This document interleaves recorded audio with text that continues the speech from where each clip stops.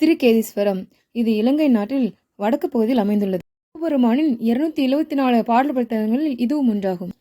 மூலவர் பெயர் திருக்கேதீஸ்வரர். அவனின் பெயர் கௌரி. தலைவிருட்சம் வன்னிமரம். திருஞான சம்பந்தர் பெருமானாலும் சுந்தரர் பெருமானாலும் தலத்து இறைவனை பற்றி பாடியுள்ளனர். கேது பகவான் தவம் இருந்து இறைவனை பூஜை செய்து வழிபட்டு இறைவன் அம்மையப்பராக காட்சி தந்து வரமளித்ததால் இத்தலம் கேதீஸ்வரம் என்று அழைக்கப்படுகிறது. ஜாதகத்தில் ராகு கேது தோஷம் இருப்பவர்கள் இத்தலத்து தீர்த்தமான பாலாவில் நீராடி இறைவனை வழிபட்டால் தோஷ நிவர்த்தி அடைகின்றனர். பேரன துவட்டா இத்தலத்து தீர்த்தத்தில் நீராடி இறைவனை வழிபட்டு பிள்ளை பேறு பெற்றான். ராமபிரான் சிவபிராமன் பெற்ற 3 லிங்கங்களில் ஒன்று இங்கு பிரதிஷ்டை வழிபாடு செய்துள்ளார். அகத்திய மாமுனிவர் தென்கைலமான திருக்கோணேஸ்வர போகம் இங்கு வந்து வழிபட்டுள்ளார்.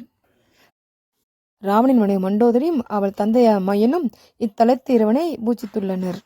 மிகப்பெரிய சோமஸ்கந்தர் இங்கு உள்ளார்.